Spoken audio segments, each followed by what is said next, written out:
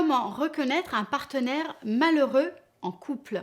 Bonjour à toutes, bonjour à tous, je suis Myriam Bidot, psychoclinicienne et thérapeute de couple depuis 2009. Je travaille à distance, en visio, par téléphone, lors de coaching, que ce soit en individuel ou en couple, et également à mon cabinet à Brigné, ici près de Lyon. Comment identifier les signes d'une personne malheureuse dans sa relation amoureuse?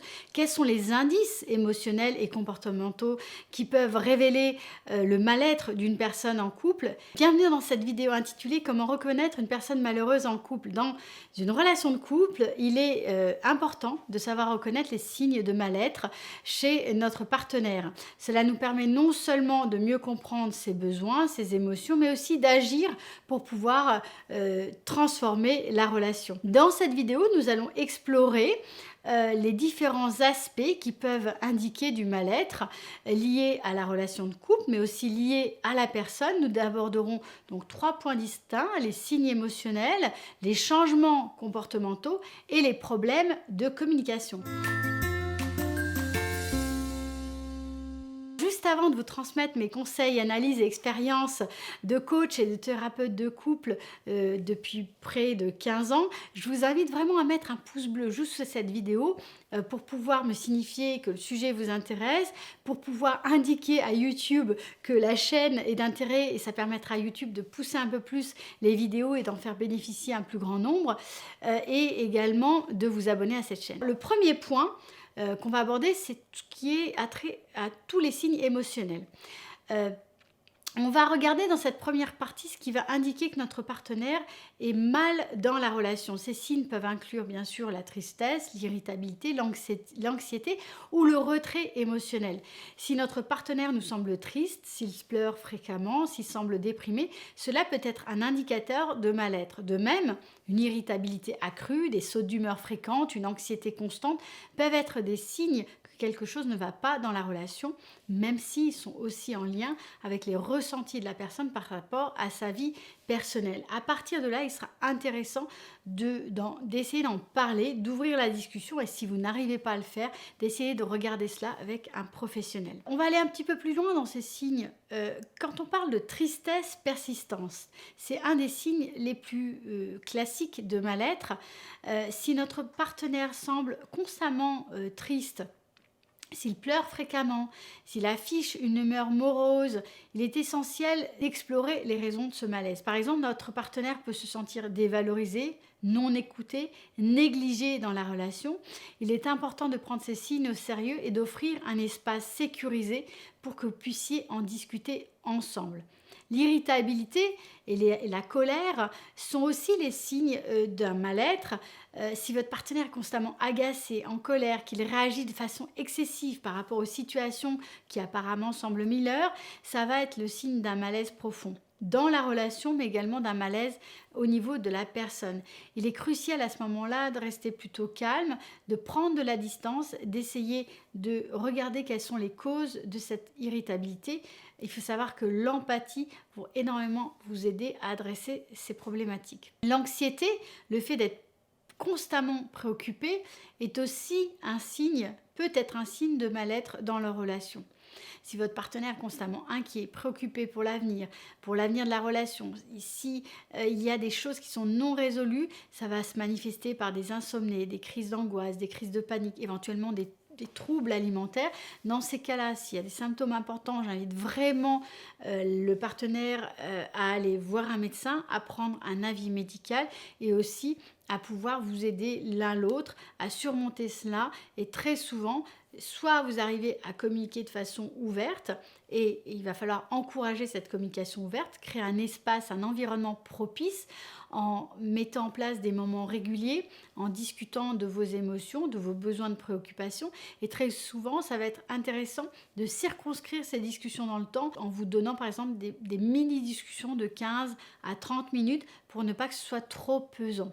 Vous allez pouvoir aussi cultiver l'empathie, c'est essayer de comprendre les émotions de l'un et de l'autre en essayant de se mettre à sa place, en évitant le jugement, parce que le jugement bloque la communication, et c'est très facile parce qu'on juge en permanence. Donc là, il va falloir être très vigilant et essayer de regarder ce qui se passe en vous, de voir comment vous vous déclenchez ou pas au niveau des discussions. Et si vous rentrez dans des cycles négatifs, très souvent aussi ce mal-être va être le résultant de cycles négatifs desquels vous n'arrivez pas à ressortir, de ne pas hésiter à vous faire accompagner, à vous faire aider, parce que ces situations-là parfois sont difficiles on va dire, débloquer seul. Si vous voulez aller plus loin, je peux vous proposer de télécharger en description de la vidéo mon guide de communication de couple en cas de crise. C'est un guide de survie qui est très efficace et qui vous permettra d'avancer. Le deuxième aspect qui donne des indices sur le fait qu'il y a un malaise au niveau de votre partenaire, c'est les changements comportementaux. Ces changements peuvent se manifester de différentes manières, comme une perte d'intérêt pour des activités habituelles, le fait de s'isoler socialement de plus en plus, des modifications dans le mode de vie ou dans les habitudes alimentaires. Si votre partenaire montre un désintérêt soudain pour les activités qu'il aimait autrefois, s'il évite les interactions sociales, s'il change radicalement son mode de vie, son mode d'alimentation, ça peut être vraiment important d'en discuter. D'abord, c'est important de partager là-dessus. Ensuite, de pouvoir regarder en quoi ça peut être en lien avec la relation. Tout ne se ramène pas, bien entendu, à la relation. Il y a toujours une composante personnelle et relationnelle dans les changements de comportement, mais ça va être important d'essayer d'en discuter. Et je sais que très souvent, on peut arriver à des blocages au niveau de la communication, et très souvent, le malaise est plutôt la conséquence de blocages de communication. Aussi, encore une fois, je vous invite à tous les deux prendre du recul par rapport à ça, à sortir du blâme et des reproches et essayer de mettre ensemble petit à petit les choses à plat, en cadrant bien vos temps de discussion pour que ça ne soit pas trop pesant et pour pouvoir le faire quand vous êtes suffisamment régulé émotionnellement. Le malaise dans la relation va aussi se manifester par des changements dans les habitudes, que ce soit les changements d'habitudes alimentaires, de sommeil. Le partenaire qui est mal peut se tourner vers la nourriture pour le réconfort ou justement pour plus maîtriser la situation. Il est vraiment important d'aller aborder ces choses-là avec beaucoup de sensibilité et d'essayer d'en discuter ensemble. Une personne aussi qui n'est pas bien dans la relation va adopter différentes stratégies pour faire face à ce qui peut sembler être des différends ou des conflits. Certaines personnes vont chercher à éviter coûte que coûte les confrontations, vont chercher à éviter les discussions difficiles, tandis que d'autres vont être beaucoup plus agressives et argumentatives. Ces changements dans le comportement vont indiquer le malaise et il va être important justement d'en tenir compte et de les adresser. Sachez que le fait d'éviter systématiquement les conflits ou bien d'être dans des conflits permanents sur des petits détails sont vraiment le signe de dysfonctionnement dans la relation. C'est ce qu'on appelle un cycle négatif où l'un et l'autre vous déclenchez continuellement, vous déclenchez des réactions émotionnelles disproportionnées et qui vont faire appel, qui vont vraiment être en écho par rapport aussi à des situations du passé, notamment des enfances et de vos modèles relationnels. En général, c'est vraiment la première étape de comprendre que c'est ce cycle négatif qui est le problème et non pas le fait que l'un ou l'autre des partenaires doit changer. Quand on évite de communiquer, c'est qu'on a peur de ses propres réactions, mais on a aussi beaucoup peur des réactions émotionnelles du partenaire. On peut avoir peur du jugement ou on peut être enfermé dans la honte ou la culpabilité. Il va être important d'adresser tout ça et de pouvoir essayer d'en discuter petit à petit, ouvertement, en laissant part à un peu plus de vulnérabilité, mais c'est cette vulnérabilité qui va vous permettre d'avancer et de développer de l'intimité, c'est-à-dire d'utiliser l'opportunité de ces différends comme une opportunité de croissance, à la fois personnelle et de la relation, et non pas quelque chose qui va vous enfermer. Encore une fois, si vous sentez que la situation est bloquée, ne restez pas trop bloqué, les choses ne vont pas se débloquer tout seules, ne vont pas partir ou disparaître comme par miracle. En fait, c'est vraiment le moment d'aller consulter un professionnel.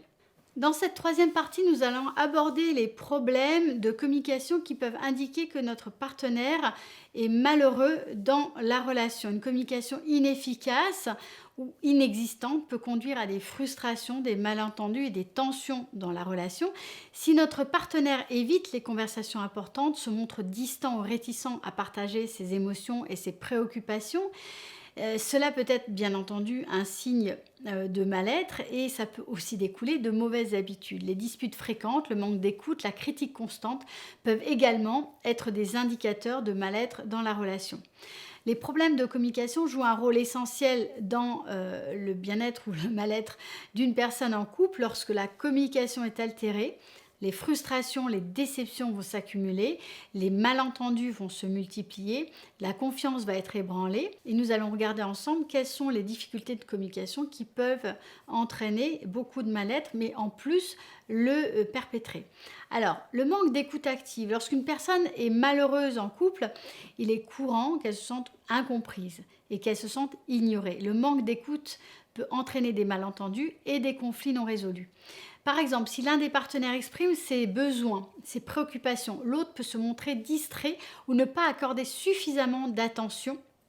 Pour améliorer cette situation, un exercice efficace consiste à pratiquer l'écoute active. Il s'agit d'accorder une attention totale à votre partenaire, de répéter, de reformuler ce qu'il ou elle dit pour montrer que vous comprenez et de poser des questions pour clarifier les points importants ainsi que de faire vraiment le perroquet, le miroir pour vraiment redire exactement ce que dit votre partenaire et valider son ressenti et ses émotions. Alors, la communication passive-agressive, c'est un problème aussi très courant chez les personnes qui sont mal dans leur couple. Au lieu d'exprimer ouvertement leurs besoins et leurs préoccupations, elles peuvent adopter un comportement passif-agressif tel que l'ignorance, la manipulation, les remarques sarcastiques, l'indifférence. Cela va créer un cercle vicieux de ressentiment et de tension croissante.